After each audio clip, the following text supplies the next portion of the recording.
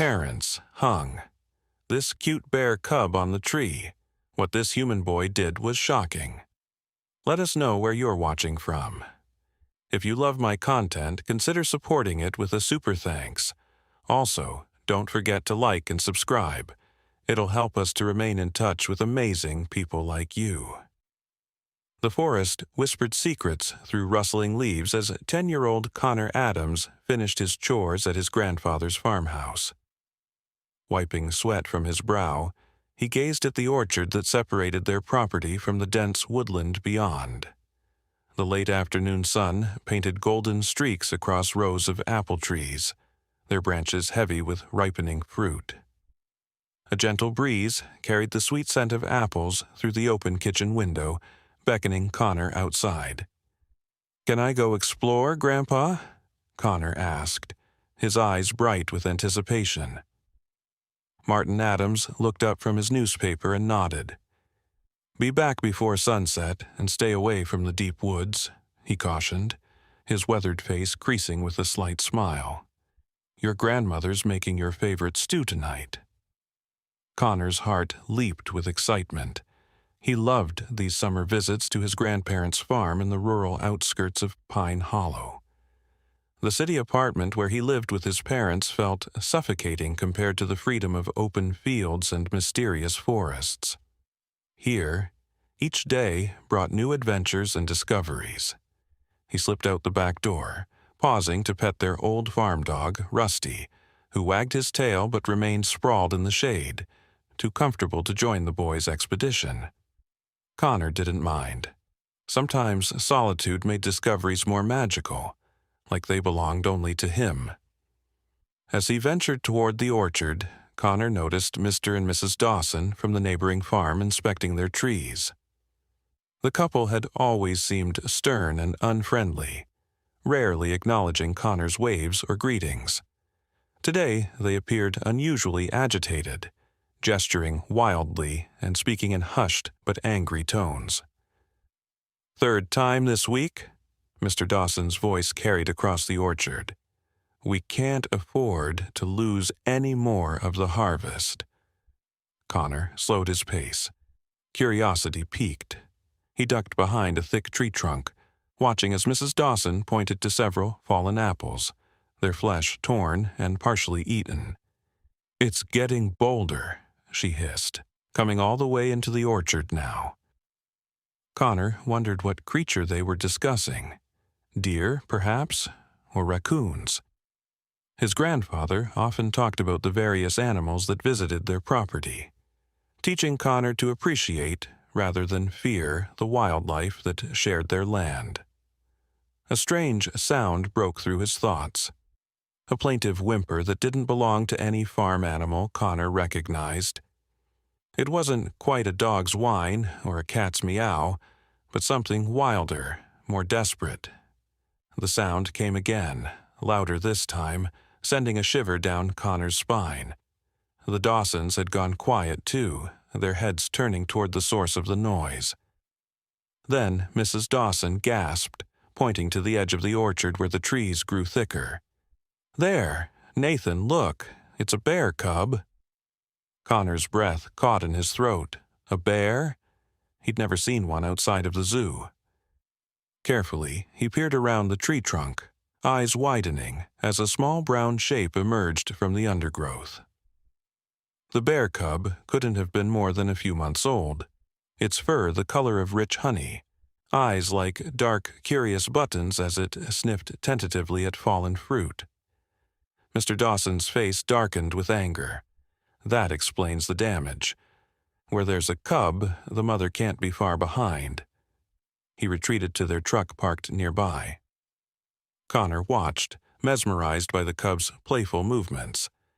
It batted at an apple with its paw, then sat back on its haunches to take a bite, looking so much like a stuffed teddy bear that Connor almost laughed. He wanted to move closer for a better look, but his grandfather's warnings about wild animals kept him rooted in place. Mr. Dawson returned from the truck, and Connor's heart stopped when he saw what the man carried: a length of rope and a hunting rifle. The cub, oblivious to the approaching danger, continued to feast on fallen fruit. "Nathan, what are you doing?" Mrs. Dawson asked, her voice low but sharp. "You can't shoot it. People would hear. The ranger station would be all over us." "I'm not going to shoot it," Mr. Dawson replied, though he kept the rifle slung over his shoulder. "I've got a better idea. We'll catch it and hang it up where its mother can see. Scare them both off for good." Connor's stomach twisted with dread. Hang the cub? What did that mean? He wanted to run for his grandfather, but fear kept him frozen, watching as Mr. Dawson fashioned the rope into a crude snare. The bear cub finally sensed danger. It stood on its hind legs, nose twitching, a soft whimper escaping its throat. For a moment, it seemed ready to flee back to the safety of the forest, but Mr. Dawson moved with surprising speed for a man his age. He lunged forward, the snare swinging. The cub's frightened yelp pierced the quiet orchard as the rope caught around its middle. It struggled frantically, paws flailing as Mr. Dawson pulled the rope tight and lifted the small creature off the ground. "Nathan, be careful.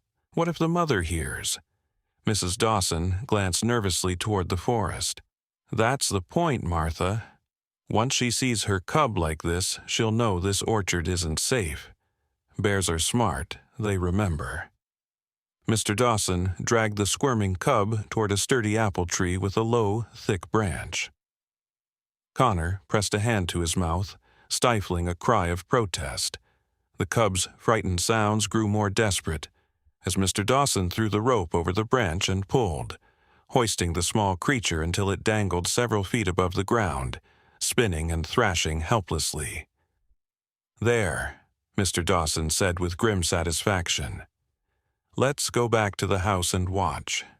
When the mother comes, she'll see her cub, and they'll both learn to stay away from our orchard." "Shouldn't we call animal control?" Mrs. Dawson asked, though she made no move to free the cub. "And have them lecture us about wildlife protection? No, thank you.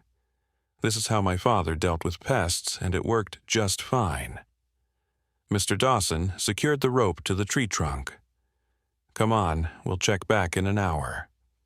Connor couldn't breathe as he watched the couple walk away, leaving the terrified cub swinging from the branch. Its cries grew weaker, more pitiful, and tears welled in Connor's eyes. This was wrong, so terribly wrong. The cub wasn't hurting anyone. It was just hungry, looking for food like any other creature. As soon as the Dawsons disappeared from view, Connor emerged from his hiding place. His heart pounded against his ribs as he approached the tree where the cub hung, twisting and squirming. Up close, he could see the fear in its dark eyes, the way its small chest heaved with each panicked breath. "It's okay," Connor whispered, though he knew the animal couldn't understand him. "I'll help you." The cub growled softly, frightened by Connor's approach. He stopped, considering his options. The rope was tied too high for him to reach, and the knot securing it to the trunk looked complicated. He needed something to cut it with, or someone stronger to help. His first thought was to run for his grandfather. But what if the Dawsons returned before they got back?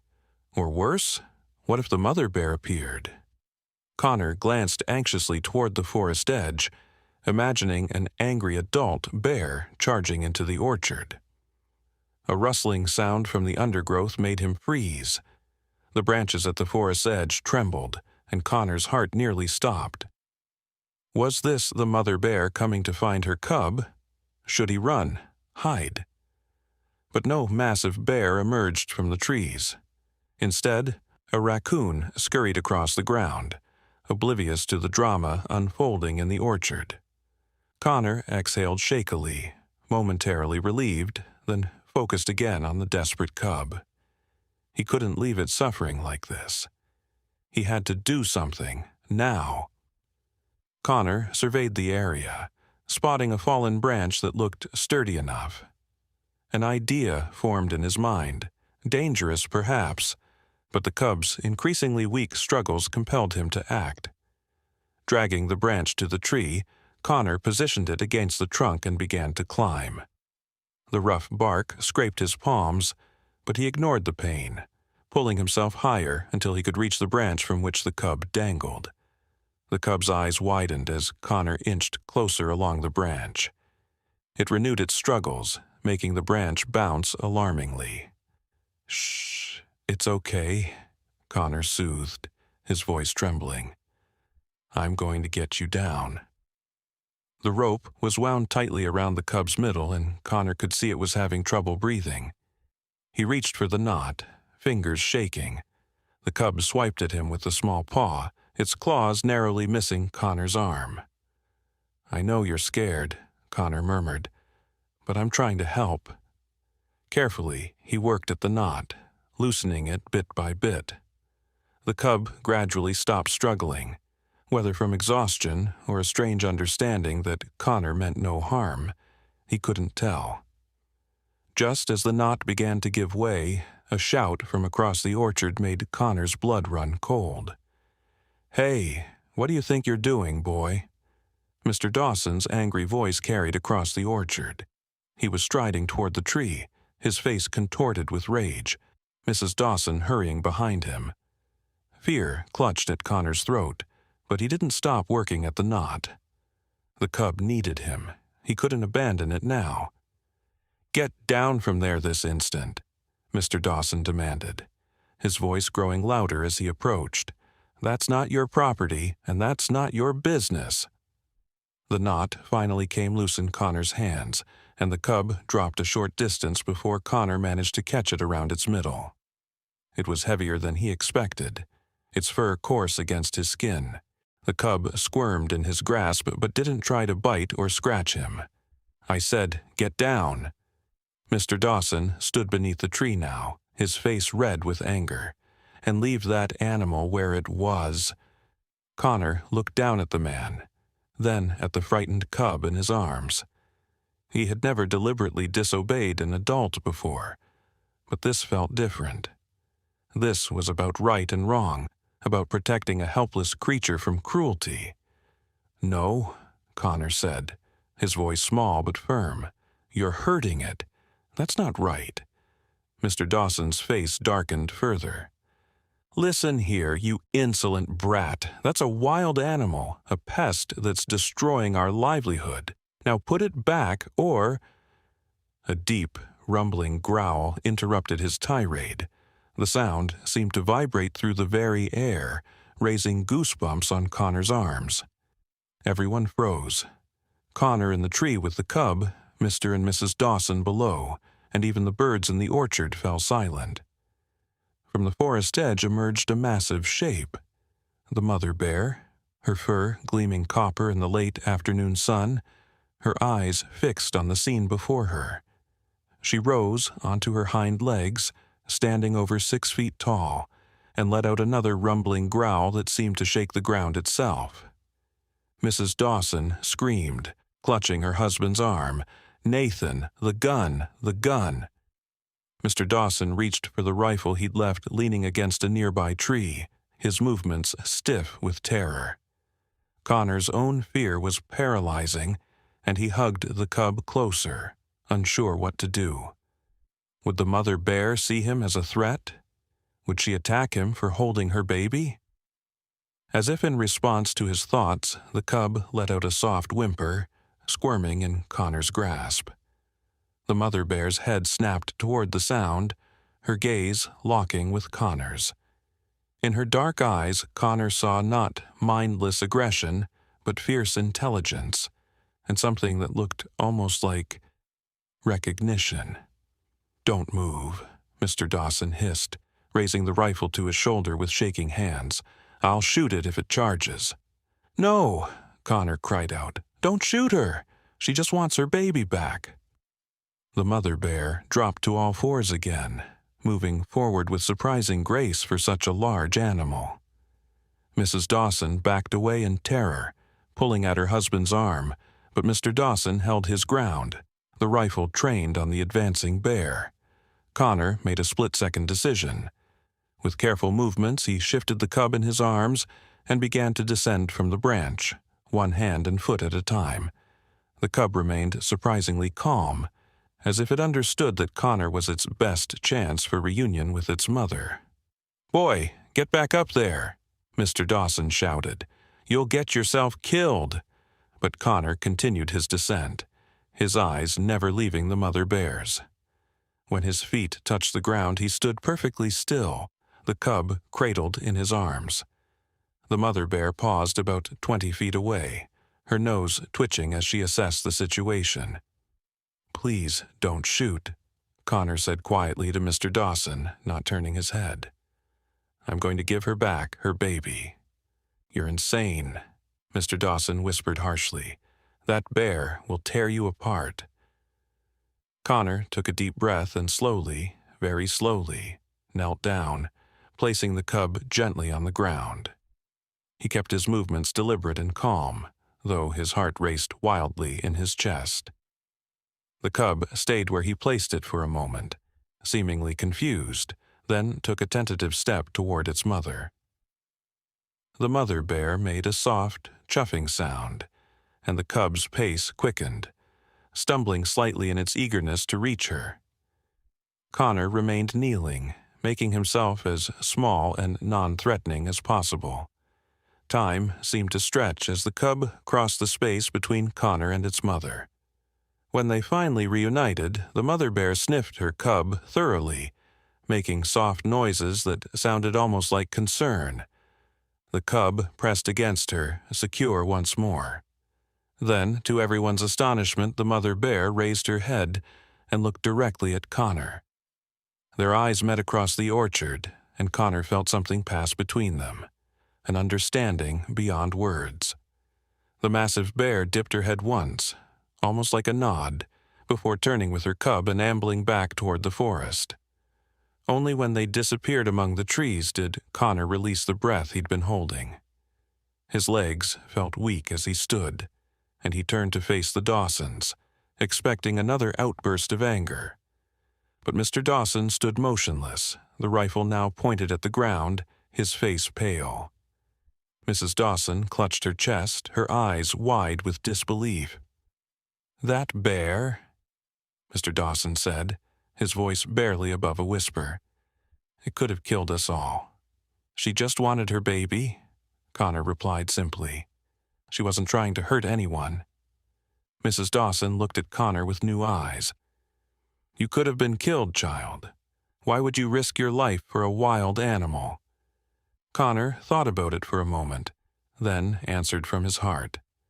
"Because it was scared and hurting, and it couldn't help itself. That's when you're supposed to help the most, isn't it?" A long silence followed his words. Mr. Dawson finally lowered the rifle completely, something like shame crossing his weathered features. He opened his mouth as if to speak, then closed it again, apparently at a loss for words. The sound of running footsteps broke the tableau. Connor turned to see his grandfather hurrying across the orchard, alerted perhaps by the commotion, or simply checking on Connor as sunset approached. "Connor, what's happening here?" Martin Adams demanded, his eyes darting between his grandson and the Dawsons, noting the rope on the ground and the rifle in Mr. Dawson's hands. Before Connor could explain, Mrs. Dawson spoke up. "Your grandson just taught us something important, Martin," she said quietly. "Something about courage and compassion that we'd forgotten." Mr. Dawson nodded slowly, his earlier anger replaced by a thoughtful expression. "The boy has heart, Martin.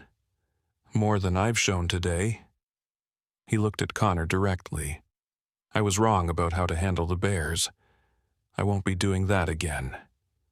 As Connor's grandfather looked to him for explanation, the boy felt a strange mix of emotions. Relief that the cub was safe, lingering fear from the encounter, and something else, something warm that spread through his chest. He had stood up for what was right, even when it was difficult and dangerous. He had made a difference. In the distance, just visible at the forest's edge, Connor thought he caught a glimpse of copper-colored fur before it vanished among the trees. The mother bear and her cub were going home, safe and together, just as it should be. And somehow Connor knew that they would be okay now. The orchard might lose a few apples, but something far more valuable had been gained. Understanding, respect, and the knowledge that sometimes the most shocking thing a person can do is show kindness when others choose cruelty. 2 days later, Connor sat on the back porch of his grandparents' farmhouse, legs swinging beneath him as he bit into a fresh apple. The sweet juice trickled down his chin as he gazed out at the orchard, now bathed in early morning light. The encounter with the bears had left him changed somehow, more aware of the delicate balance between humans and the wild creatures that shared their land. "There you are," his grandmother called, stepping onto the porch with a glass of lemonade. "Your grandfather said you've been quiet since the incident with the Dawsons and those bears." Connor accepted the drink with a grateful smile. "I keep thinking about them, Grandma, the mother and her cub. Do you think they're okay?" Eleanor Adams settled into the rocking chair beside him, her kind eyes studying his face. "Animals are resilient, Connor. They've been surviving in these woods long before any of us arrived." She paused, placing a gentle hand on his shoulder. "Your grandfather told me what you did. That was a brave thing, standing up to Mr. Dawson like that." Connor shrugged, embarrassed by the praise. "I just did what felt right." "That's what courage is, sweetheart, doing what's right even when it's scary." She rocked slowly, the chair creaking beneath her. "The Dawsons came by this morning while you were still sleeping." Connor's head snapped up. "They did? Are they mad at me?" Eleanor chuckled softly. "Quite the opposite. Martha brought a fresh pie and said they've been doing some thinking." She smoothed her apron thoughtfully. "Nathan's agreed to speak with the wildlife conservation officer about better ways to protect their orchard without harming the bears. They're even considering donating a portion of their land as a wildlife corridor." Connor's eyes widened in surprise. He hadn't expected his actions to have such a profound effect on the stern couple. Before he could respond, the distant rumble of an unfamiliar engine drew their attention. A dark green truck with the Forest Service logo emblazoned on its side pulled into the driveway. "Now, who could that be?" Eleanor murmured, rising from her chair. A tall woman in a ranger's uniform stepped out of the truck, adjusting her wide-brimmed hat before approaching the porch.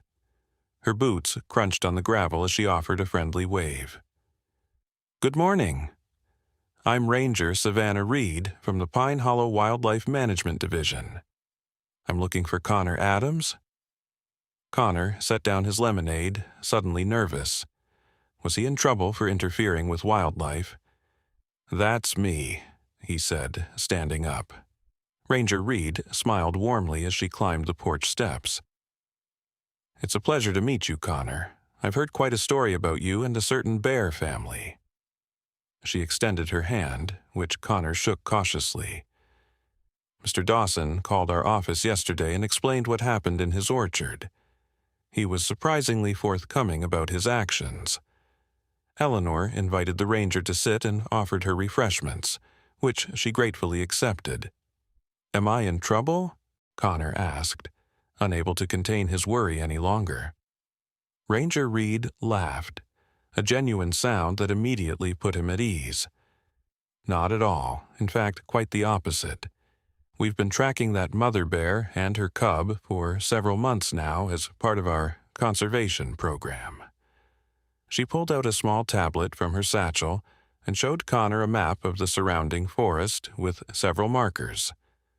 "They're part of a recovering black bear population in this region. The mother is one we call Autumn because of her unusually reddish coat." Connor leaned forward, fascinated. "That's her." She looked like copper in the sunlight. "Exactly. She's distinctive and quite special to our program." The ranger's expression grew serious. What Mr. Dawson did was not only cruel, but illegal under wildlife protection laws. However, instead of pressing charges, we've agreed to work with him and other orchard owners to develop better protection methods that don't harm the wildlife. Eleanor nodded approvingly. That sounds like a sensible approach. And, Ranger Reed continued, turning back to Connor with a smile, we wanted to thank you properly for your intervention. What you did was risky. I wouldn't recommend getting between a mother bear and her cub as standard practice, but your compassion may have prevented a tragedy for both the bears and the humans involved. She reached into her satchel again and produced an official-looking certificate and a small package. The Pine Hollow Wildlife Management Division would like to make you an honorary junior wildlife ranger. This comes with some educational materials about our local wildlife and an invitation to join us for a special tracking expedition next weekend. With your grandparents' permission, of course. Connor's face lit up as he accepted the gifts. Really? I could help track the bears? From a safe distance, Ranger Reed clarified with a wink. We use radio collars and tracking technology, not direct contact. But I think you'd find it fascinating to see how we monitor and protect our wildlife populations.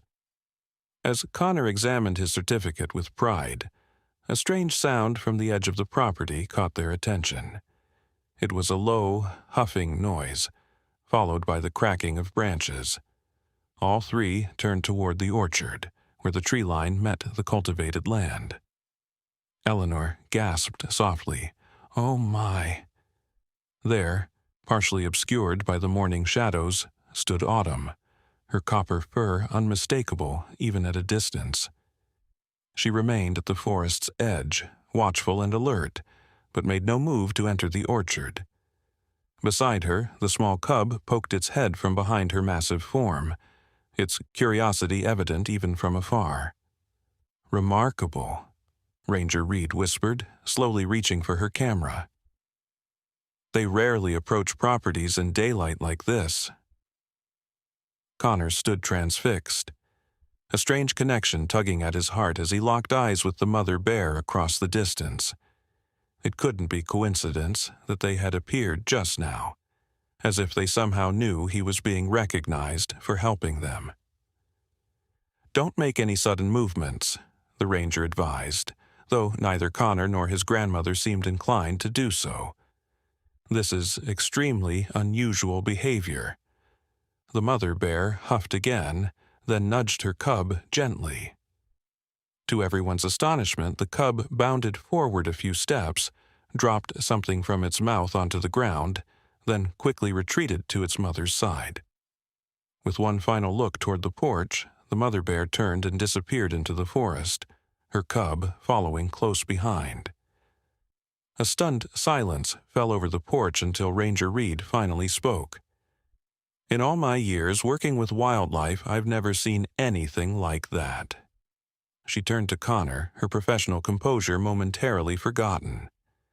"It's almost as if they came to thank you." Connor could hardly believe what had happened. "Can we see what the cub left behind?" Ranger Reed hesitated. "Let me check first. Stay here until I'm certain they've moved deeper into the forest." She descended the porch steps and cautiously approached the spot where the cub had dropped its offering. When she reached it, she knelt down, examined something on the ground, then stood with a bewildered expression. She returned to the porch holding what appeared to be a perfectly ripe, unbitten apple. "It's from the Dawsons' orchard," Ranger Reed said, her voice tinged with wonder as she handed the fruit to Connor. "See the distinctive striping. It's a heritage variety they specialize in." Connor cradled the apple in his palms, its weight somehow more significant than any gift he'd ever received. But how did they know to bring it here, and why? The ranger shook her head. Animals are more intelligent and perceptive than we often give them credit for. Bears, in particular, have excellent memories for locations and people. She smiled at Connor's awestruck expression. "You made quite an impression, it seems." Eleanor wrapped an arm around her grandson's shoulders. "It appears you've made some unusual friends, Connor." As word of the extraordinary encounter spread through Pine Hollow over the next few days, the story transformed from a simple act of kindness to something approaching local legend. Connor found himself the reluctant center of attention, with neighbors stopping by to hear the tale firsthand, and the local newspaper requesting an interview.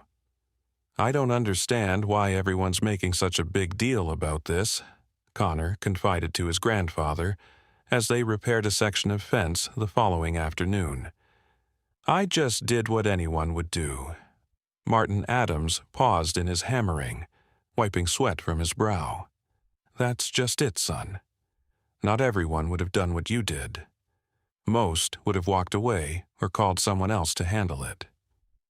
He rested a weathered hand on Connor's shoulder. "It takes a special kind of courage to put yourself at risk for something that doesn't directly benefit you, especially for a wild animal that many consider a nuisance." Connor mulled this over as he handed his grandfather another nail. "Grandpa, do you think animals can really understand us? Like, know when we're trying to help them?" Martin considered the question seriously. "I've lived alongside wildlife my entire life, and I've seen things that science can't easily explain. Animals have instincts and intelligence that work differently from ours, but that doesn't make them less real." He pointed toward the distant mountains. "Those bears have lived in these forests for generations. They know things about this land that we can only guess at." Their conversation was interrupted by the arrival of a familiar green truck.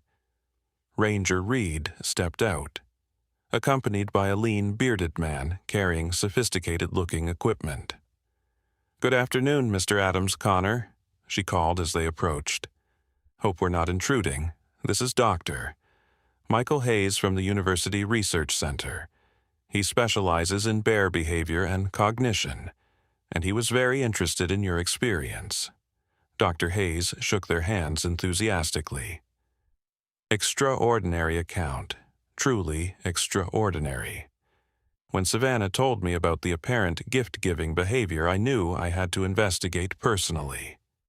His eyes gleamed with academic excitement behind wire-rimmed glasses. "There have been documented cases of corvids, ravens, and crows, bringing gifts to humans who feed them, but nothing conclusive with large mammals like bears." Connor listened as the scientist explained his research on animal intelligence and interspecies communication. Dr. Hayes had dedicated his career to challenging conventional views on animal cognition, arguing that many species possessed forms of emotional intelligence and memory that human science was only beginning to understand. "Would you be willing to show me exactly where these encounters took place?" Dr. Hayes asked. "I'd like to set up some wildlife cameras if Mr. Dawson permits it. This could be groundbreaking for our understanding of ursine behavior." As they walked toward the Dawsons' property, Dr. Hayes peppered Connor with questions about the bear's behavior, particularly the mother bear's reactions. "You said she looked directly at you, and you felt a connection. Can you describe that feeling in more detail?" Connor struggled to put the experience into words. "It wasn't like talking, it was more like knowing. Like when you can tell what a friend is thinking just by looking at them." He kicked at a stone in the path. "Is that crazy?" "Not at all, Doctor," Hayes assured him. "Many indigenous cultures have traditions describing communication with animals that Western science has dismissed as mere folklore. But my research suggests there may be legitimate forms of interspecies understanding that operate beyond our conventional models of communication." When they reached the Dawsons' orchard, they found Nathan Dawson himself installing a new type of electric fencing with help from 2 Forest Service volunteers. "Ah, the bear whisperer returns," Mr. Dawson called out, but his tone held no mockery, only a gruff sort of respect. He set down his tools and approached the group. "Dr. Hayes, I presume? Ranger Reed mentioned you'd be stopping by." As the adults discussed the placement of wildlife cameras and the new non-lethal deterrent systems, Connor wandered to the apple tree where he'd found the cub hanging just days before. The memory still made his stomach clench with distress. He placed a hand on the rough bark, wondering if tree rings recorded not just seasons but moments like these, instances of cruelty and compassion that altered the flow of life around them. A flash of movement at the forest edge caught his eye. Connor squinted, his heart racing with sudden hope, but it was only a squirrel darting between trees. Yet something about the dense greenery called to him, an inexplicable pull he couldn't explain. "Connor!" Ranger Reed's voice broke through his thoughts.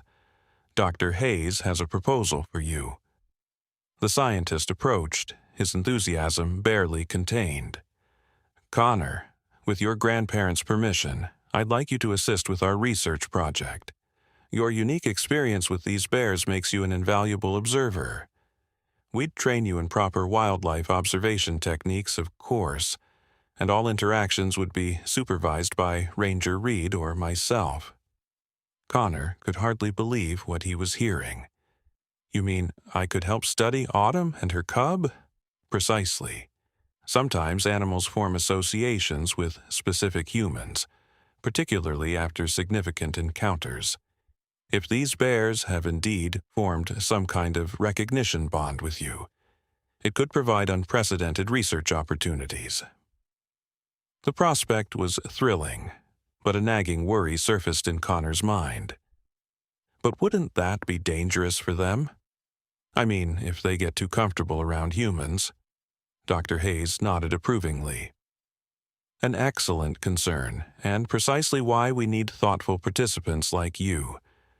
Our goal isn't to domesticate or interfere with their natural behavior, but to better understand it so we can protect them and educate others."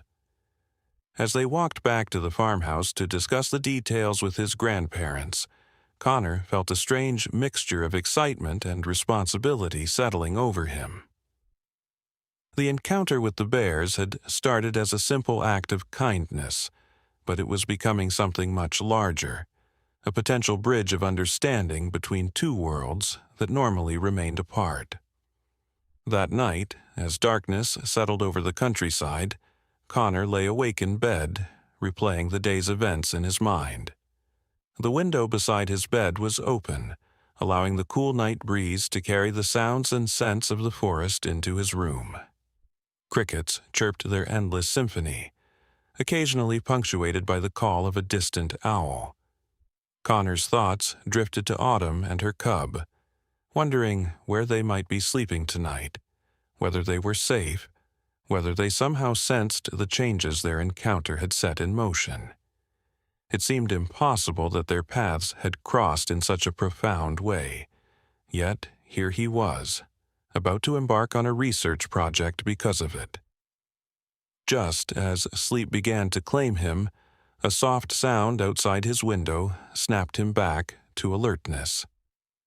It wasn't the familiar rustle of leaves or the scurrying of nocturnal creatures, but something deliberate, a gentle huffing breath that raised goosebumps along his arms. Connor lay perfectly still, his heart pounding. Could it be? Slowly, careful not to make sudden movements, he turned his head toward the open window. A dark silhouette blocked the starlight, a massive, furry head cautiously poking over the windowsill from the sloped roof below. In the dim light, Connor could just make out the gleam of intelligent eyes regarding him with unmistakable recognition. Autumn had found him. Connor's breath caught in his throat. The bear was close enough that he could smell her wild, musky scent. Earth and pine sap, and something uniquely bare. She made no move to enter the room, simply watching him with that same intense gaze that had connected them in the orchard. "Hello," Connor whispered, hardly daring to move. How had she found his window? How had she climbed onto the roof? The questions tumbled through his mind, but they seemed less important than the extraordinary fact of her presence. The bear huffed softly again, her breath visible in the cool night air. Behind her, a smaller shape clambered awkwardly onto the roof. The cub, following its mother as always. Connor watched, transfixed, as the cub poked its head beneath its mother's massive foreleg to peer curiously into the bedroom. For several heartbeats, they remained like that, boy and bears, regarding each other across a divide both physical and ancient. Then, just as quietly as she had appeared, Autumn withdrew from the window. Connor heard the slight scrape of claws on the roof as the bears retreated. He lay awake for a long time afterward, wondering if he had dreamed the encounter.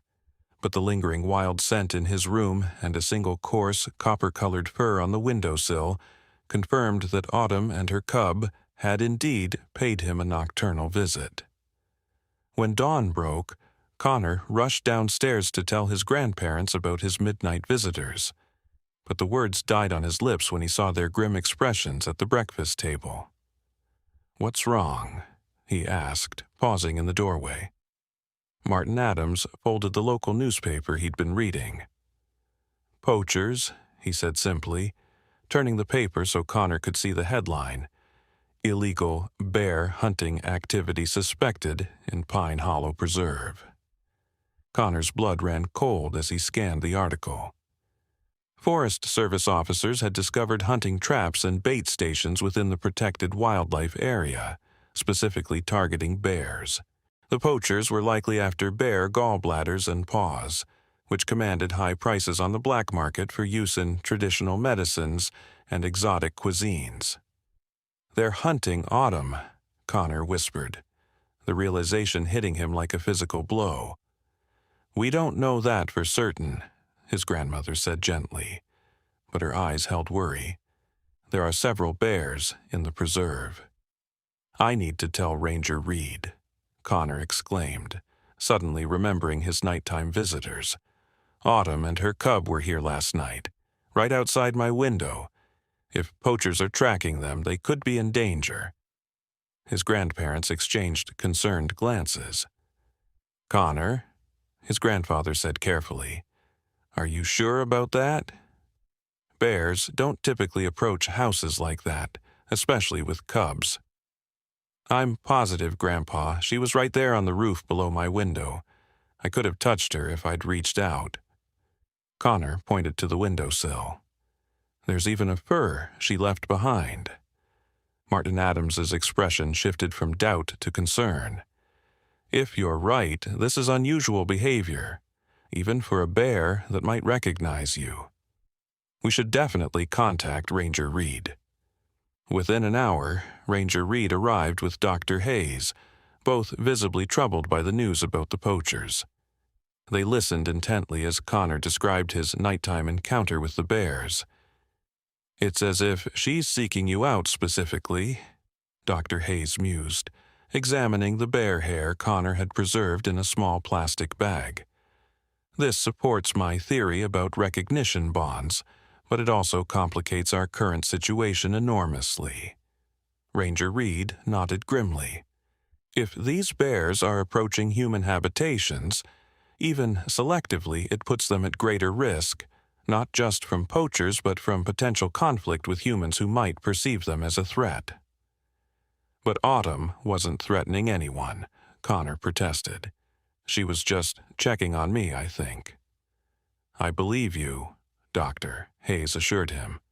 "But others might not understand the nuances of this relationship." He turned to Ranger Reed. "We need to accelerate our tracking program. If poachers are active in the area, every moment counts." As the adults discussed strategy, Connor slipped away to the back porch, his thoughts in turmoil. The idea of Autumn and her cub falling victim to poachers was unbearable. He stared out at the tree line, willing the copper-furred bear to appear again, safely out of danger's reach. A hand on his shoulder startled him from his thoughts. Dr. Hayes had followed him outside, his expression thoughtful. "Connor, I have an unorthodox proposal," he said quietly. "One I haven't shared with the others yet because it involves certain risks." Connor looked up at the scientist. "What kind of proposal?" "I believe you have established a genuine connection with these bears, particularly the mother. Such connections are extremely rare, but not unprecedented in wildlife research." Dr. Hayes glanced back toward the house to ensure they weren't overheard. "I want to use that connection to help protect them." "How?" "By letting the bears lead us to the poachers' traps before they can do harm." Dr. Hayes knelt to Connor's level. "Bears have an extraordinary sense of smell and natural wariness. Autumn likely already knows where the danger spots are. If she trusts you enough to approach your window, she might be willing to guide us, through her territory." Connor's eyes widened. "You mean go into the forest with her? Wouldn't that be dangerous?" "Under normal circumstances, absolutely. Getting close to a wild bear, especially one with a cub, would be extremely dangerous." Dr. Hayes's eyes gleamed with excitement. "But this is not a normal circumstance. This bear has already demonstrated unusual behavior toward you. With proper precautions and supervision, we might be able to leverage that connection to locate and dismantle the poachers' traps before they can be used." The idea was both terrifying and exhilarating. "What about Ranger Reed? Wouldn't she need to approve something like this?" Dr. Hayes hesitated. "Savannah is an excellent ranger, but she's bound by Forest Service protocols that don't account for exceptional circumstances like yours. I'm proposing we conduct this as an unofficial research expedition. Just you, me, and my assistant Jacob, who has extensive wilderness experience." Connor frowned. Something about the proposal didn't feel right. "Shouldn't we at least tell my grandparents?"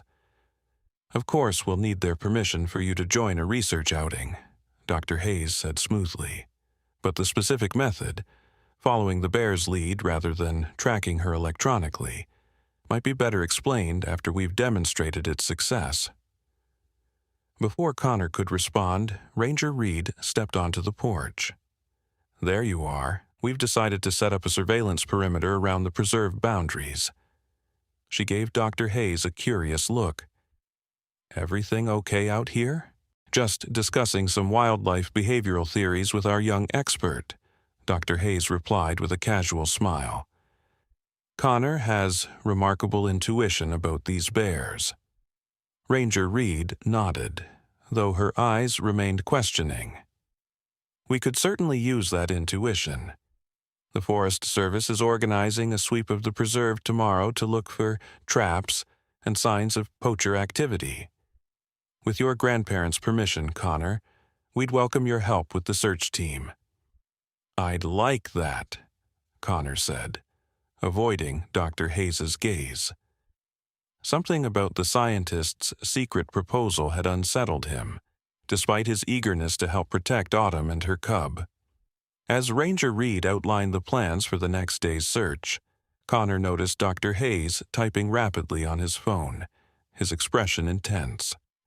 The scientist caught Connor watching him and quickly pocketed the device, offering a reassuring smile that somehow didn't reach his eyes. That evening, at dinner, Connor was unusually quiet, his thoughts consumed by worry for the bears and confusion about Dr. Hayes's strange proposal. His grandmother noticed his distraction. "You've hardly touched your pot roast, sweetheart. Are you feeling all right?" Connor pushed his food around his plate. "Just thinking about the bears.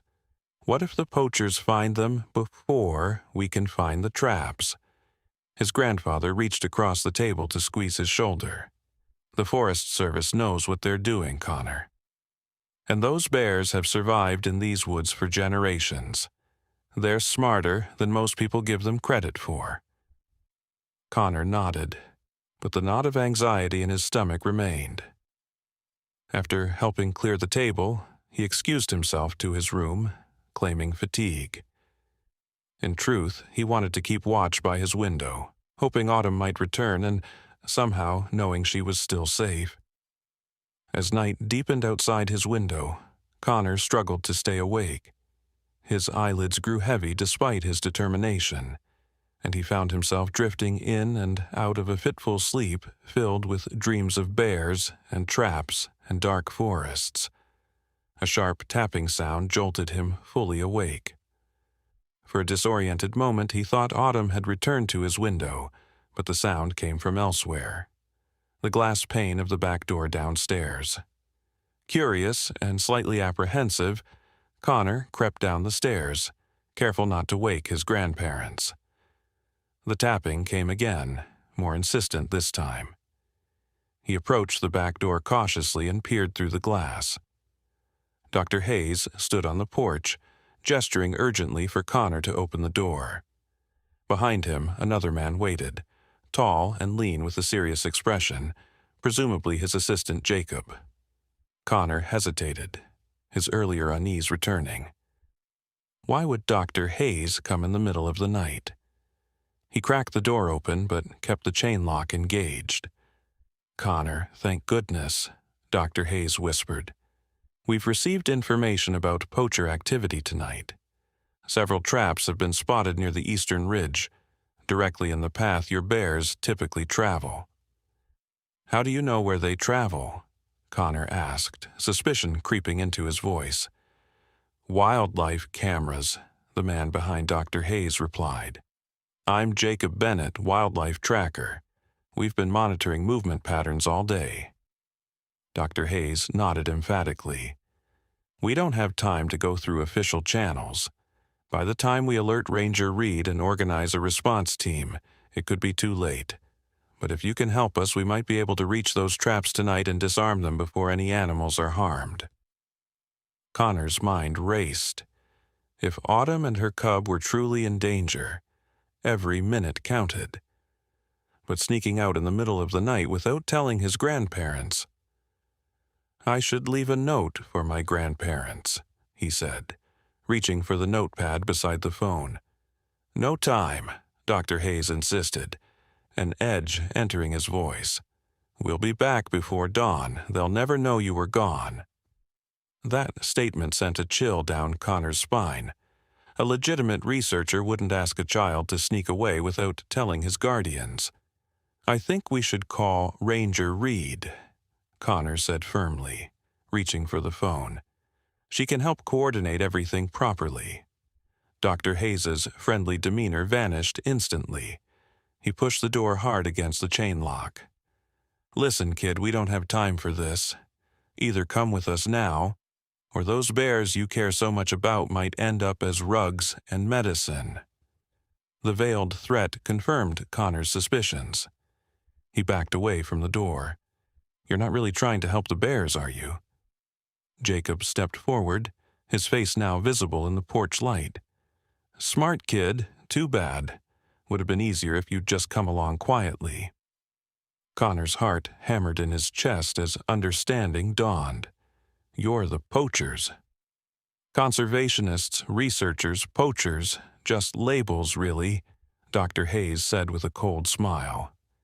"The point is, we know about your special connection with that valuable copper, furred bear, and you're going to help us find her." Connor turned to run for the stairs to wake his grandparents, but Jacob was already forcing the door open, the chain lock snapping under his strength. In a panic, Connor grabbed the nearest object, a heavy cast-iron pan from the drying rack, and swung it wildly. The pan connected with Dr. Hayes's outstretched arm with a sickening crack. The man howled in pain, stumbling backward onto the porch. Jacob lunged forward, but Connor was already running for the stairs, screaming for his grandparents. "Grandpa! Grandma! Help!" The house erupted into chaos. Lights flicked on upstairs as Martin Adams came charging down the stairs, shotgun in hand. Eleanor was right behind him, already dialing the phone. Jacob took one look at the armed grandfather and fled into the night, dragging the injured Hayes with him. By the time the local sheriff arrived, the men were long gone, but their abandoned truck provided ample evidence of their true intentions. Tranquilizer guns, steel traps, and various butchering tools lay hidden under a tarp in the bed of the vehicle. "You did exactly the right thing, son," Sheriff Logan Carter told Connor as deputies combed the property for any sign of the fleeing poachers. "Those men have been on our radar for months, part of an international wildlife trafficking ring. We just never had enough evidence to move on them until now." Ranger Reed arrived shortly after, her face pale with shock when she learned the truth about Dr. Hayes, or whatever his real name was.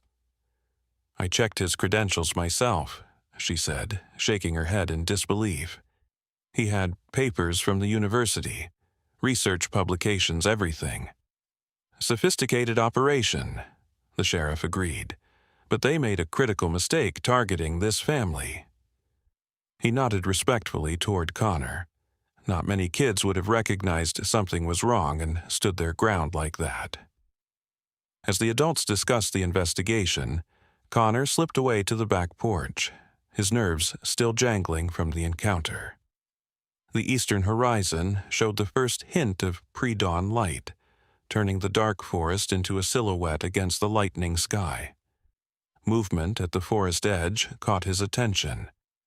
Connor squinted, then caught his breath as a familiar copper shape emerged briefly from the trees.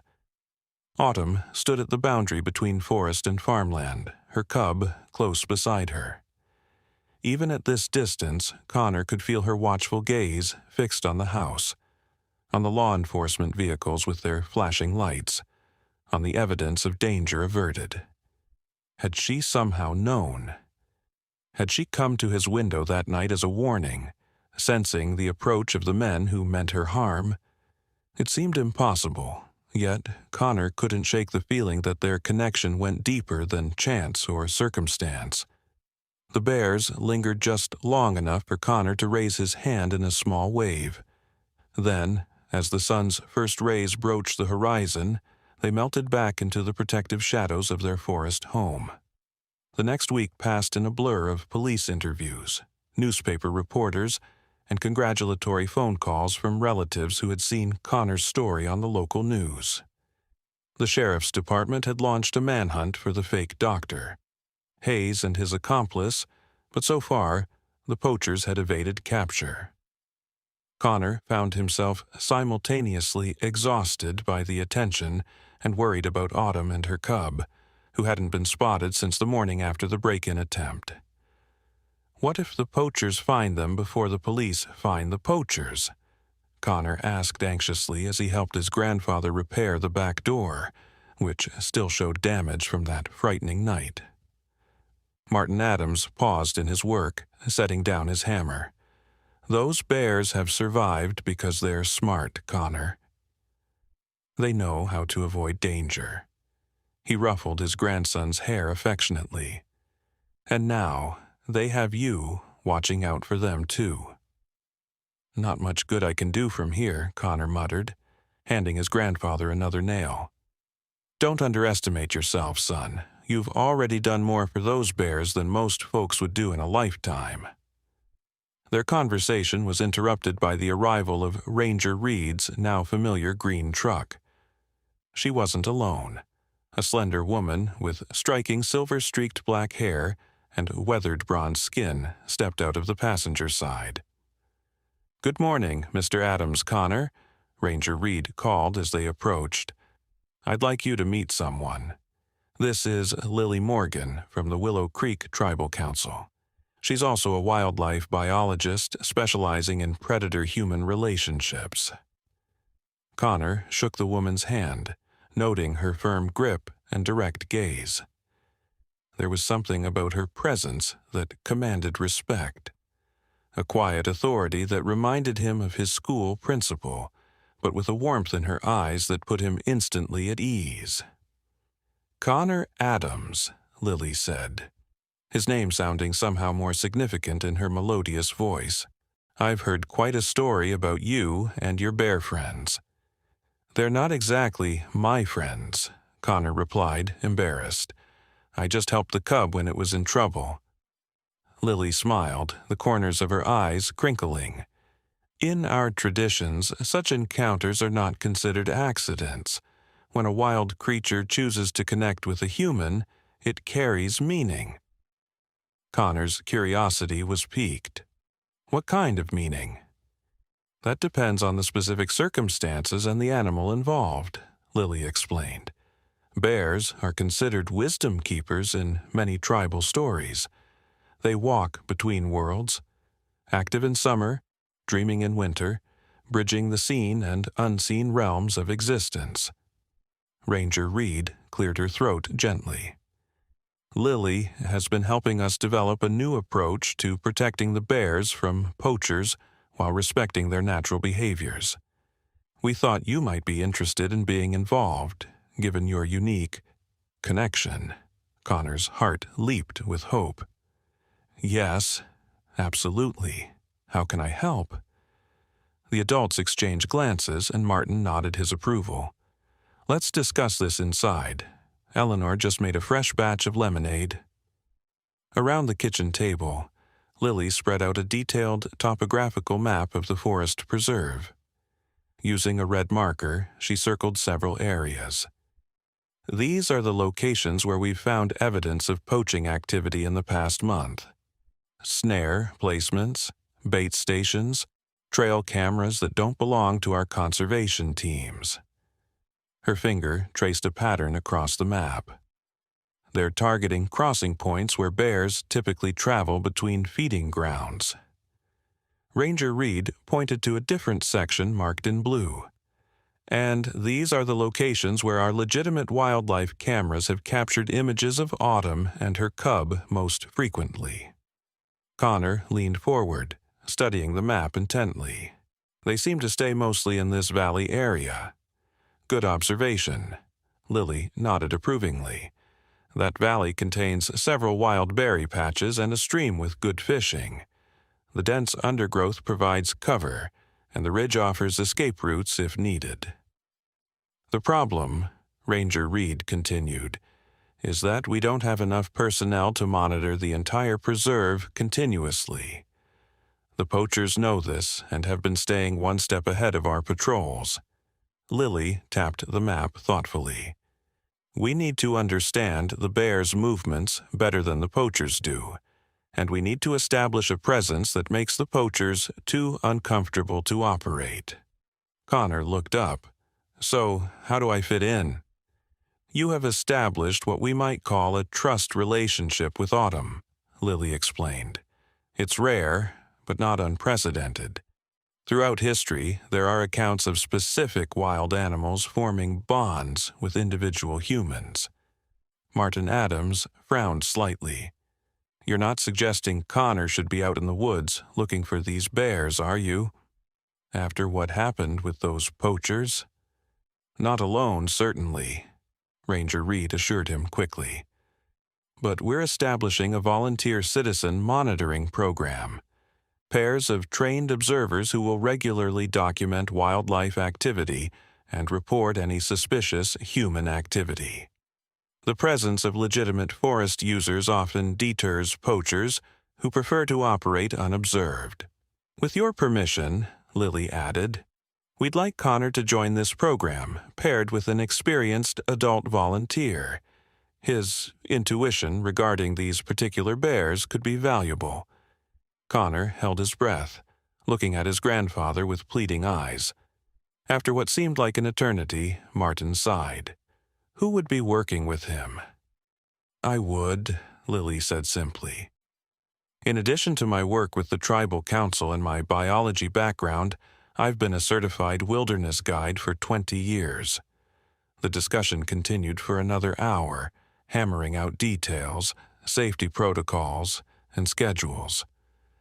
By the time Lily and Ranger Reed departed, it was settled. Connor would join the forest monitoring program 3 afternoons a week, always under Lily's supervision and always returning before dark. His grandmother had concerns naturally, but Connor could barely contain his excitement.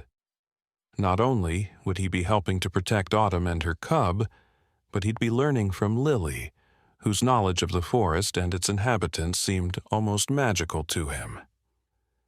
The following Tuesday marked Connor's first official monitoring session.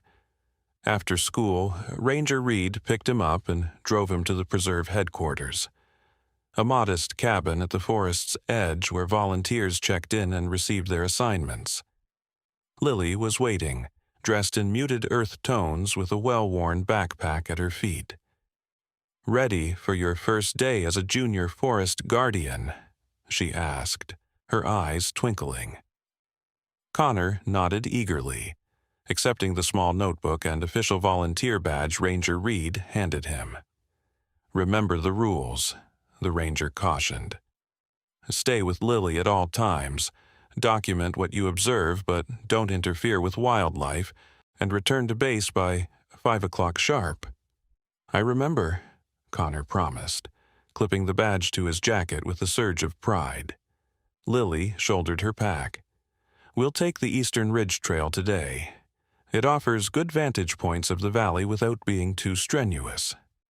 As they set off into the forest, Connor bombarded Lily with questions about her work, the bears, and her tribal knowledge. She answered patiently, occasionally stopping to point out plant species or animal signs he might have overlooked.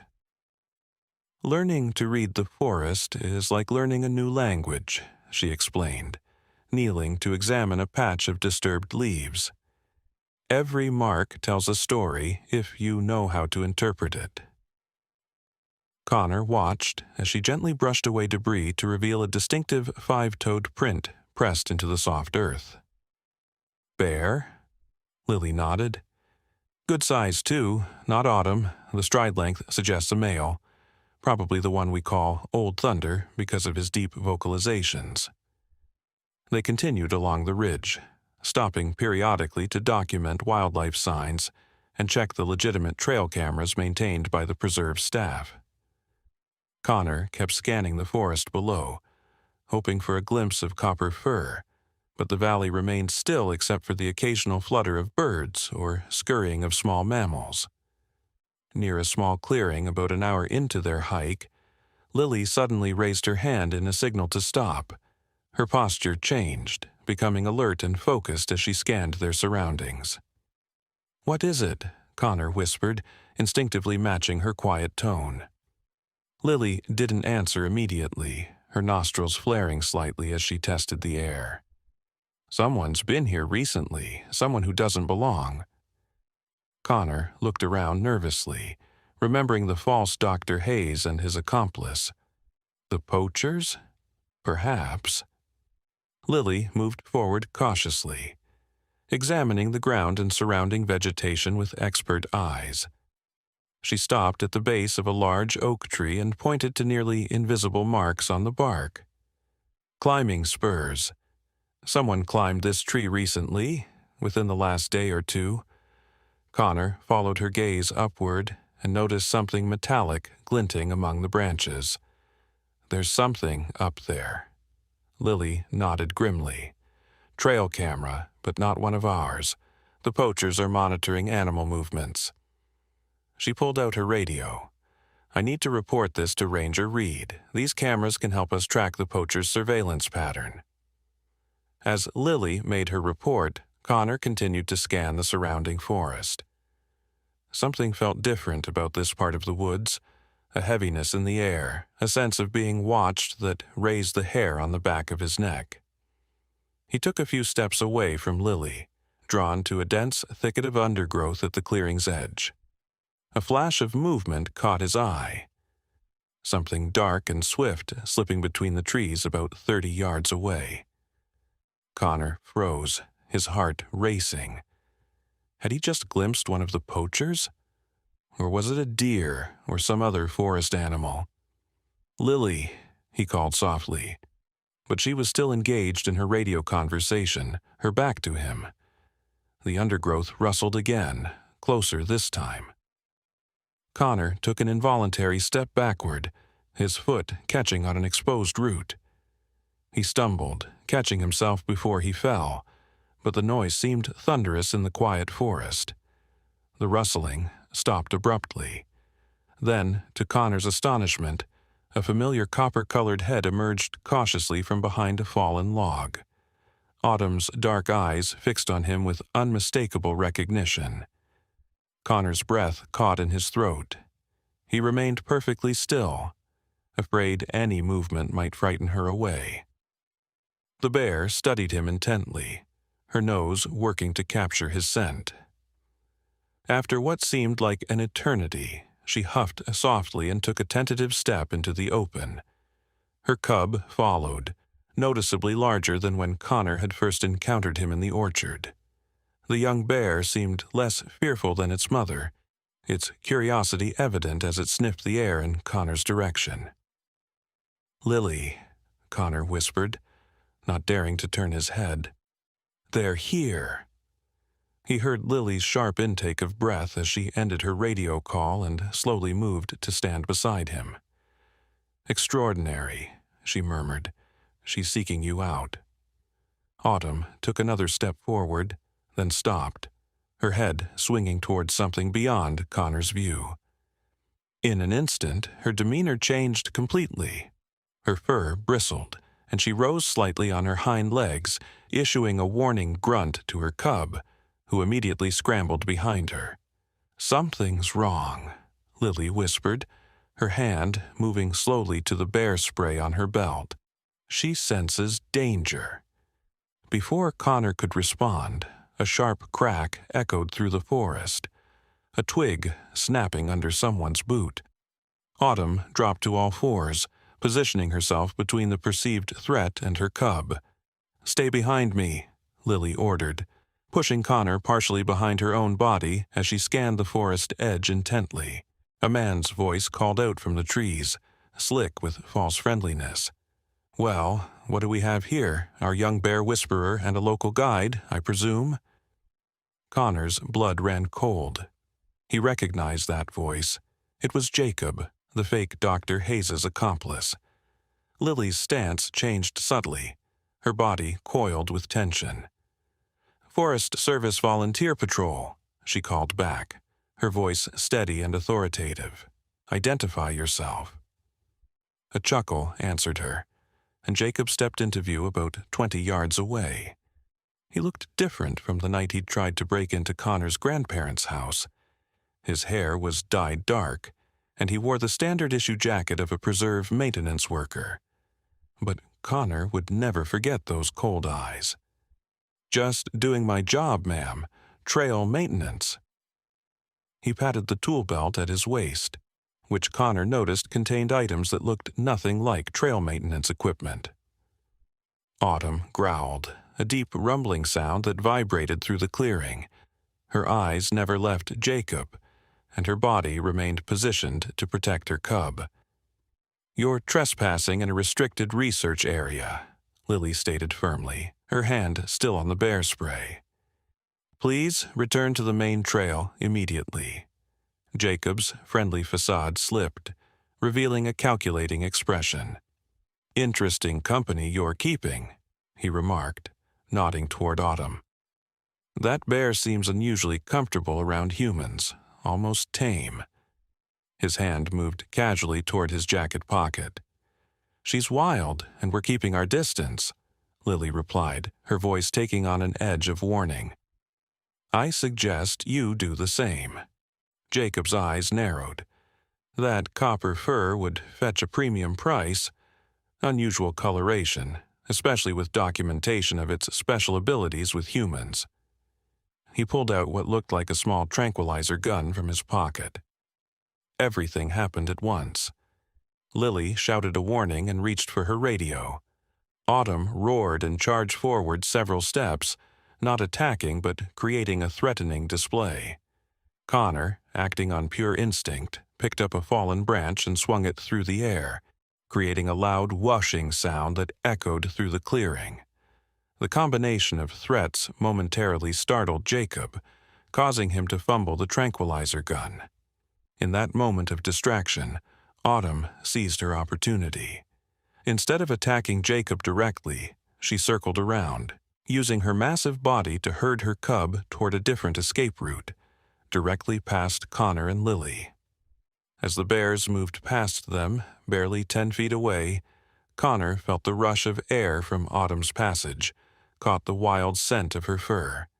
The cub, following close behind its mother, paused briefly to look directly at Connor, its expressive eyes seeming to convey some unspoken message before it hurried after Autumn into the dense forest. Jacob cursed, recovering his composure and raising the tranquilizer gun, but Lily already had her bear spray pointed at him. "Lower your weapon," she commanded, her voice like steel. "Forest Service officers are already on their way." A wry smile twisted Jacob's features. Always one step behind, aren't they? He glanced in the direction the bears had fled, calculation evident in his eyes. "This isn't over, kid," he called to Connor. "That bear's made you famous, but she's going to make me rich." With surprising agility, Jacob turned and sprinted into the forest, taking a different path than the bears had chosen. Lily immediately radioed their location in the direction of Jacob's flight, but they both knew the dense undergrowth gave him ample opportunity to disappear. "Are you all right?" Lily asked Connor, her hand firm on his shoulder. Connor nodded, his heart still racing. "Do you think he'll find them?" "Not today," Lily assured him, though her eyes remained troubled. "Autumn knows these forests better than any human could. She'll keep her cubs safe." Within 20 minutes, Ranger Reed and 2 other Forest Service officers arrived, but despite a thorough search of the surrounding area, Jacob had vanished. The officers documented the illegal trail camera and the evidence of poaching activity, adding it to their growing case file. "He was wearing one of our maintenance staff jackets," Ranger Reed said grimly, as they walked back to the preserve headquarters. "We'll need to implement new security protocols and identification checks for all personnel." Connor recounted his experience to his grandparents that evening, his words tumbling over each other in his eagerness to describe seeing Autumn and her cub again. His grandfather listened gravely, while his grandmother's face grew increasingly pale. "I think that's quite enough forest adventures," Eleanor Adams declared when Connor finished his story. "Next time, it could be worse than a tranquilizer gun." "But Grandma, we can't just abandon Autumn and her cub now," Connor protested. "The poachers know about them, and they're not giving up. That's for the authorities to handle," she insisted, her worry evident in the tight lines around her mouth. "You're just a boy, Connor, a brave boy, but still a child." Connor looked to his grandfather for support, but Martin's expression was troubled. "Your grandmother has a point, son. These poachers are dangerous criminals. They've already tried to use you once to get to the bears." Connor's shoulders slumped in defeat. How could he explain the connection he felt to Autumn? It wasn't just about saving a bear cub anymore. It was about honoring a trust that had formed between them, a strange bond that defied explanation. Later that night, as Connor lay in bed staring at the ceiling, a soft tapping at his window startled him fully awake. His first thought was of Jacob, returned to make good on his threat. He approached the window cautiously, then gasped at what he saw. Perched precariously on the sloped roof outside his window was the bear cub, now alone without its mother. It balanced on its hind legs, one paw pressed against the glass, dark eyes peering intently into Connor's room. For a moment, Connor stood frozen in disbelief. How had the cub found his house? Where was Autumn?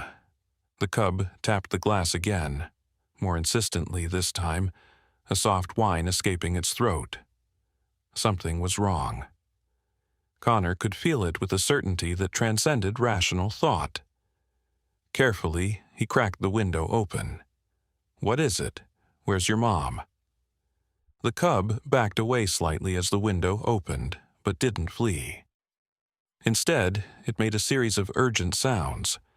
Not quite growls, but distressed vocalizations that Connor somehow understood contained a message. "Follow me." "I can't," Connor whispered, though everything inside him urged otherwise. "It's the middle of the night. My grandparents would be worried sick." The cub whined again, more desperately this time, then turned and climbed awkwardly down to the edge of the roof, looking back at Connor expectantly. Connor's mind raced. What if Autumn was injured? What if the poachers had set traps that caught her? Could he really ignore this plea for help? Making a decision that he knew might be the most foolish of his young life, Connor quickly dressed in warm clothes and sturdy shoes. He scribbled a note explaining where he had gone and why, leaving it prominently on his pillow where his grandparents would find it if they checked his room. Then, heart pounding with equal parts fear and determination, he carefully climbed out the window and followed the bear cub into the night.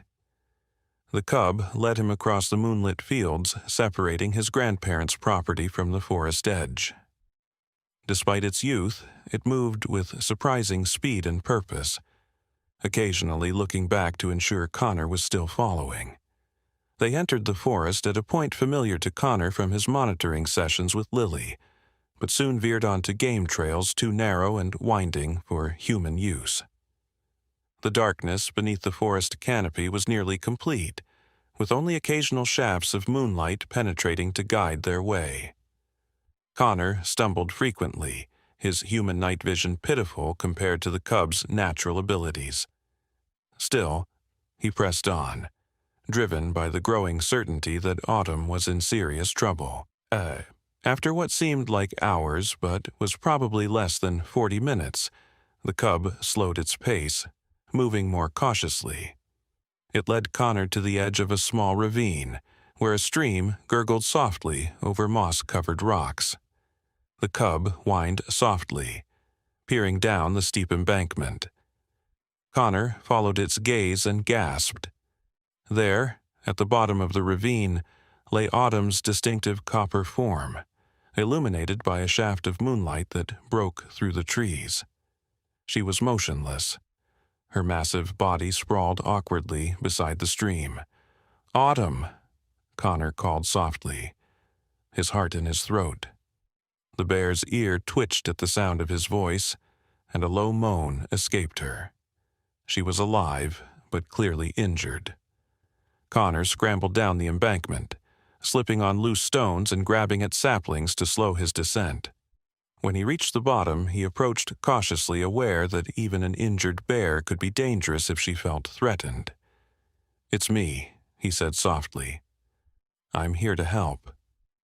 Autumn's dark eyes found him in the dim light, recognition softening her gaze. She attempted to rise but collapsed back with a pained growl. The cub hurried to its mother's side, nuzzling her face with evident distress. In the faint moonlight, Connor could see what had happened. A cruel metal trap was clamped around Autumn's front paw, its teeth digging deep into her flesh. A chain secured the trap to a nearby tree, preventing her escape. Blood matted her fur around the wound, suggesting she had struggled for some time before exhaustion overcame her. "Oh no," Connor whispered, horror and anger rising in his throat. "Those monsters!" He knelt beside Autumn's injured paw, examining the trap cautiously. It was a spring-loaded design with powerful jaws designed to snap shut when triggered. His grandfather had shown him similar traps before, explaining they were cruel and now illegal in most places precisely because they caused such suffering. Autumn watched him warily, but made no move to prevent his examination. The cub paced anxiously between them, whimpering softly. "I need to get this off you," Connor told Autumn, his voice steady despite his racing heart. "But I don't know if I'm strong enough."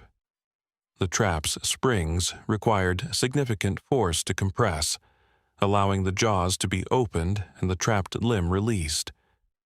Connor positioned his hands on the spring mechanism and pushed with all his strength, but the metal barely budged.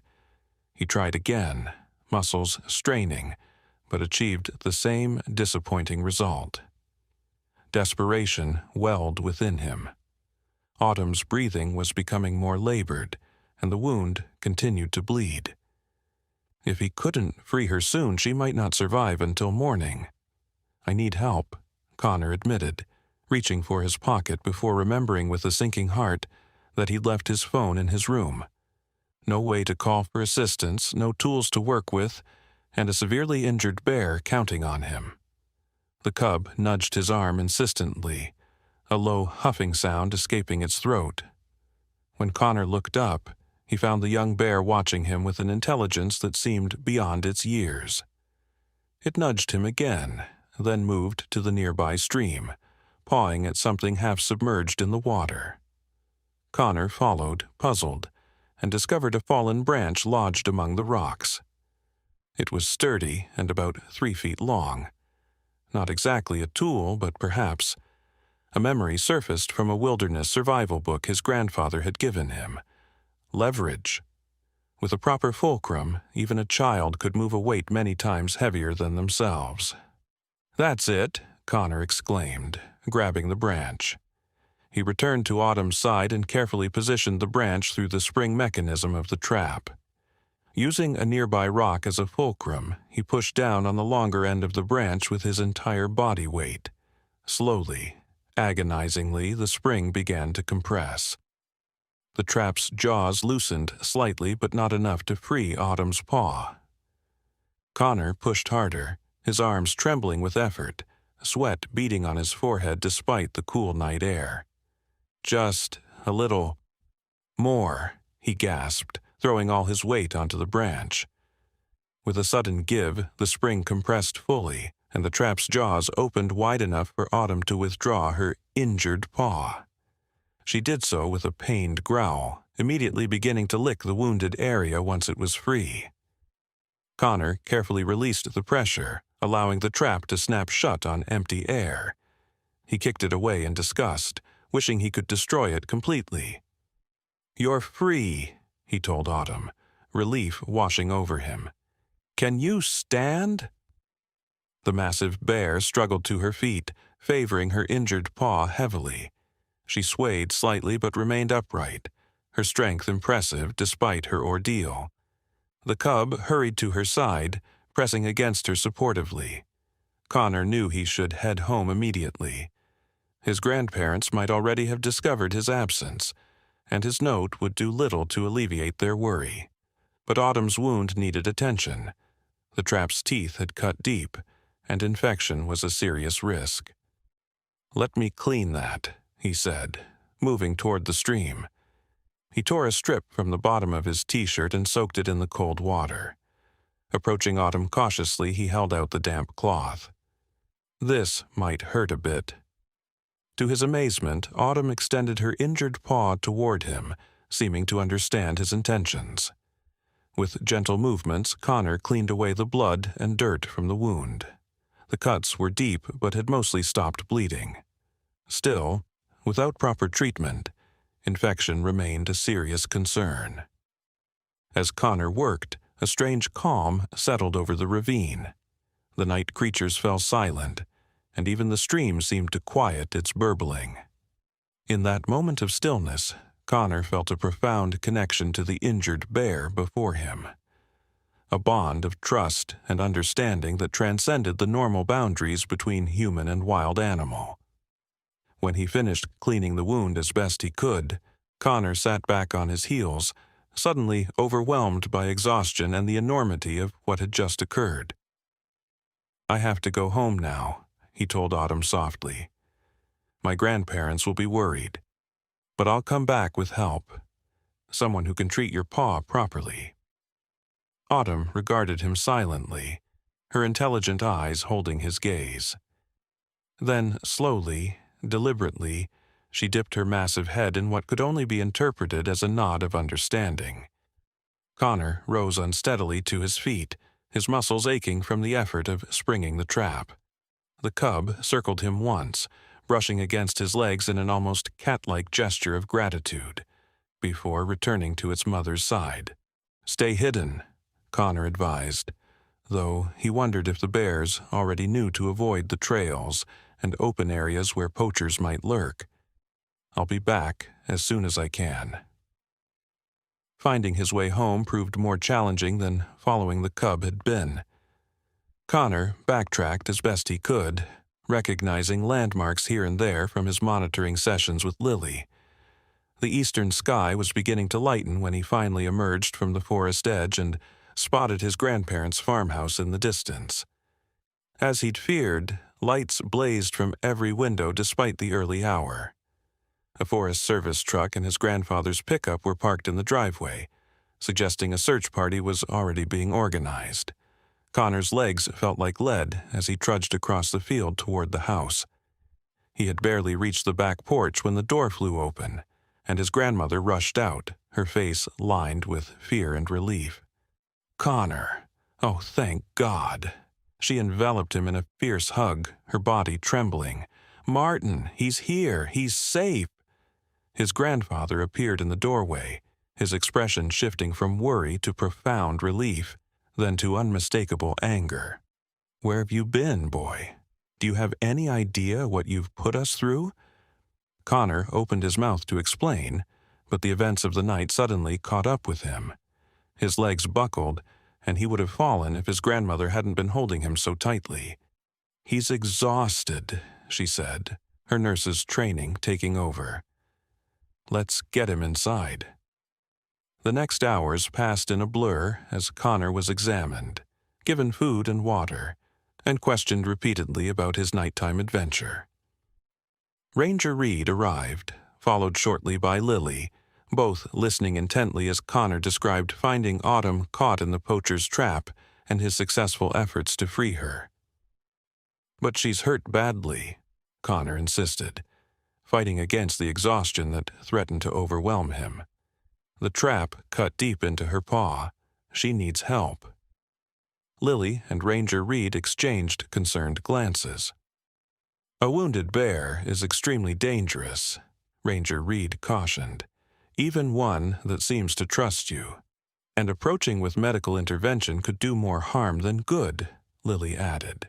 "Wild animals have remarkable healing abilities when left to their own devices." "But what if it gets infected?" Connor protested.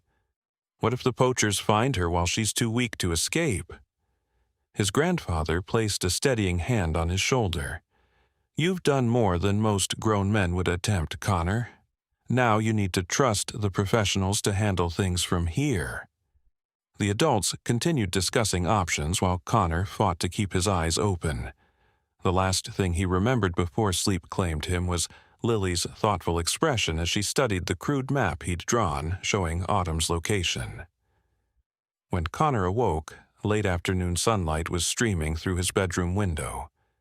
For a disoriented moment, he wondered if the entire bear rescue had been a dream. Then he noticed the dirt under his fingernails and the torn hem of his t-shirt, tangible evidence of his nighttime adventure. He found his grandparents and Lily in the kitchen, speaking in hushed tones that immediately ceased when he entered. "How are you feeling?" his grandmother asked, rising to feel his forehead as if checking for fever.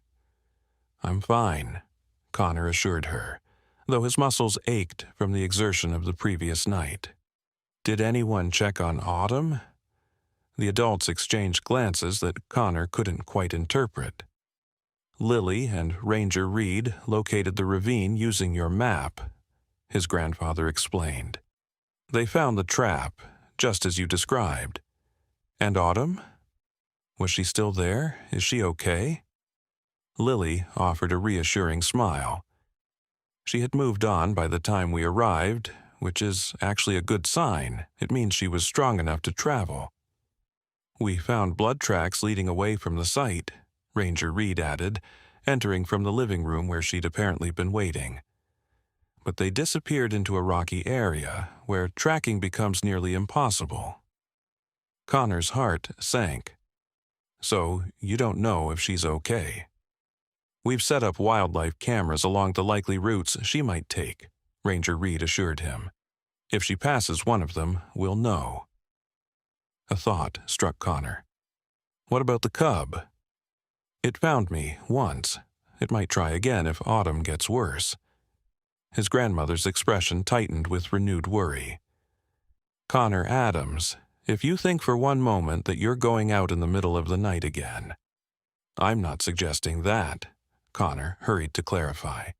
But maybe we could set up a camera facing my window, just in case. The idea was met with cautious approval, and by evening, a small wildlife camera had been discreetly mounted with a view of the roof outside Connor's bedroom window. The following days fell into an uneasy routine. Connor returned to his regular monitoring sessions with Lily, though now they were accompanied by an armed Forest Service officer as an additional precaution against the poachers who remained at large. Every night, Connor checked the footage from the window camera, hoping for some sign of the cub, but the recordings showed nothing unusual. As days stretched into a week with no bear sightings, he began to fear the worst. Had Autumn's wound become infected? Had the poachers found her in her weakened state? On the 8th day after the trap incident, Connor's monitoring session with Lily took them to a new area of the preserve, a remote section with several small caves formed by ancient geological activity. The Forest Service had received reports of suspicious activity in the vicinity, and they were conducting a thorough sweep of the area. As they hiked along a narrow trail bordered by towering pines, Lily suddenly raised her hand, signaling for silence. Connor froze, every sense alert for danger. Their accompanying officer, Deputy Bennett, moved his hand to his sidearm, scanning the surrounding forest. "Listen," Lily whispered. Connor strained his ears. At first, he heard only the regular sounds of the forest. Wind through pine needles, distant bird calls, the occasional scurrying of small creatures in the underbrush. Then he caught it. A faint rhythmic sound, almost like snoring. Lily's eyes widened in recognition. Motioning for them to follow, she led them off the trail and through a dense thicket of mountain laurel. They emerged at the mouth of a small cave, partially obscured by fallen logs and thick vegetation. The snoring sound was louder now, emanating from the shadows within the cave.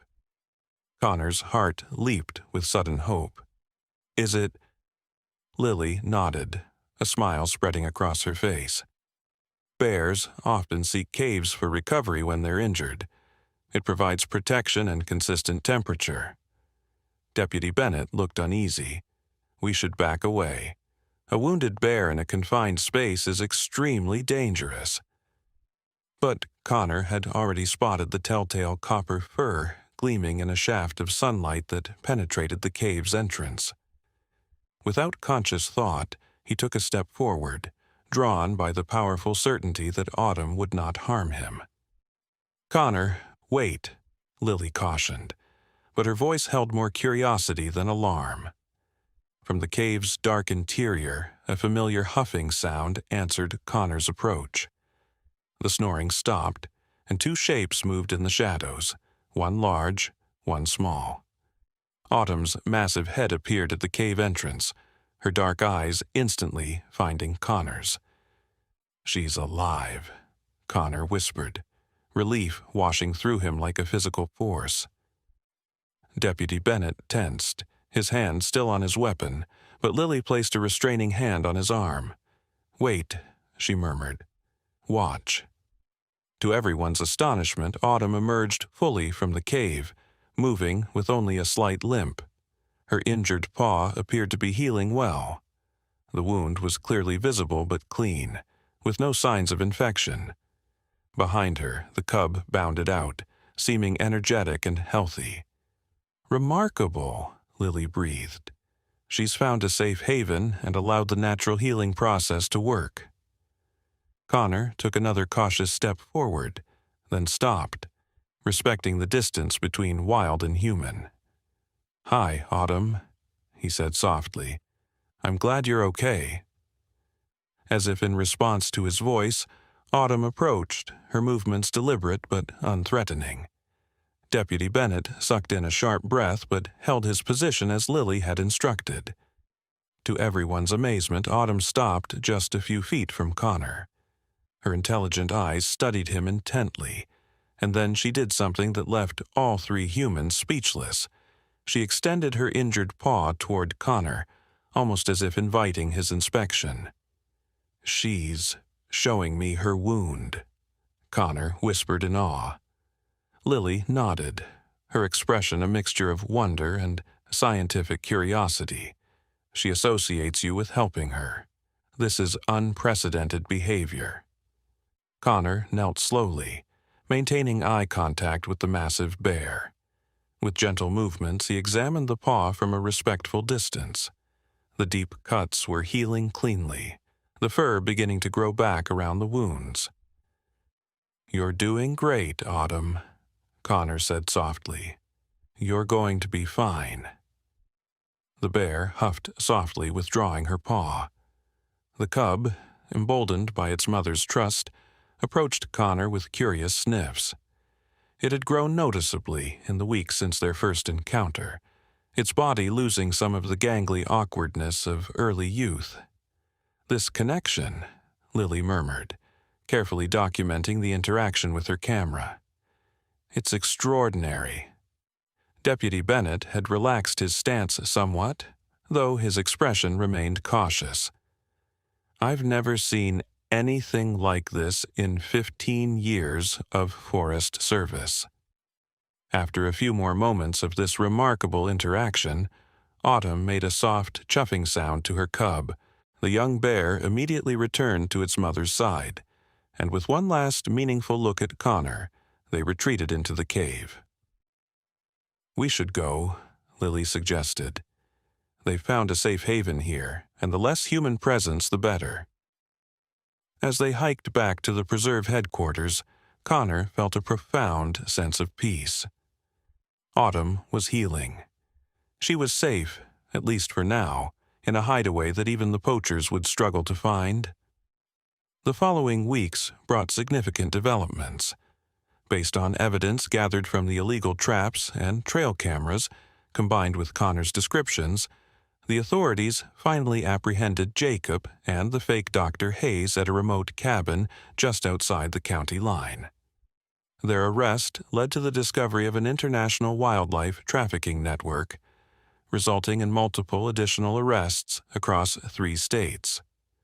The story of Connor and the bears became something of a regional sensation, drawing attention from wildlife conservation groups and even a documentary filmmaker interested in exploring the unique bond between the boy and the wild animals. Connor found himself unexpectedly famous, though his grandparents carefully managed the attention to protect their grandson's privacy.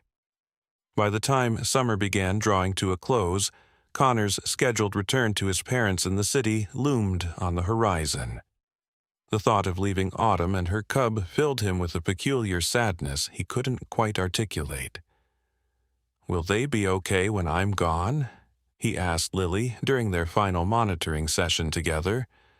The wildlife biologist smiled gently. "Bears are incredibly resilient, Connor. And thanks to you, the preserve has implemented new security measures and expanded the protected habitat areas. Autumn and her cub have a much better chance now. I wish I could explain to her that I'm leaving, but I'll be back next summer," Connor said wistfully, scanning the forest edge for any sign of copper fur. "I think somehow she'll understand," Lily replied. "The connection you share goes beyond words." On Connor's last night at the farmhouse, he left his bedroom window open, more out of symbolic gesture than any real expectation. He had checked the wildlife camera footage daily, but there had been no sign of the bears near the house since that fateful night weeks ago. As he packed the last of his belongings, a familiar sound drew him to the window, a soft huffing breath and the subtle scrape of claws on the roof tiles. Connor's heart leaped as he rushed to the window. There, illuminated by moonlight, stood Autumn and her cub. The mother bear's coat gleamed like burnished copper, her injured paw now healed enough that she bore weight on it without obvious discomfort. The cub had grown remarkably, nearly half its mother's size now, its eyes bright with the same intelligence Connor had come to recognize in Autumn's gaze. "You came to say goodbye," Connor whispered, his throat tight with emotion. Autumn regarded him silently, her deep eyes reflecting the moonlight. Then, with deliberate movements, she reached toward the windowsill and deposited something from her mouth. A perfect pine cone, its scales open to reveal the seeds within. Connor carefully took the offering, understanding instinctively that it represented something profound: life, renewal, continuation. A tear slipped down his cheek as he smiled at the bears. "I'll be back next summer, I promise." The cub made a soft sound, almost like a purr, before Autumn gently nudged it away from the window.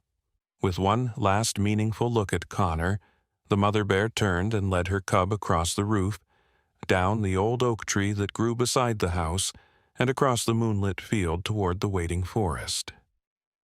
Connor watched until they disappeared among the trees, the pine cone clutched tightly in his hand. He knew that Autumn and her cub would continue their wild lives in the forest, hunting, playing, growing, surviving as bears had for thousands of years, and he knew with equal certainty that the bond they shared would endure, transcending the boundaries between human and wild, connecting them in ways that defied conventional understanding. In the orchard where their story began, the trees would continue to bear fruit, season after season. The Dawsons would continue to tend their land, now with a newfound respect for the wilderness that bordered their carefully cultivated rows. And deep in the forest preserve, protected by new laws and vigilant guardians inspired by one boy's courage, a copper-furred bear and her growing cub would roam free, their story becoming part of the forest's enduring legacy. Connor placed the pine cone carefully in his backpack, alongside his junior ranger badge and the photographs documenting his summer adventure. Tomorrow, he would return to the city, to concrete and classrooms and the rhythm of urban life. But part of his heart would remain here, in this place where he had learned that sometimes the most shocking thing a Huma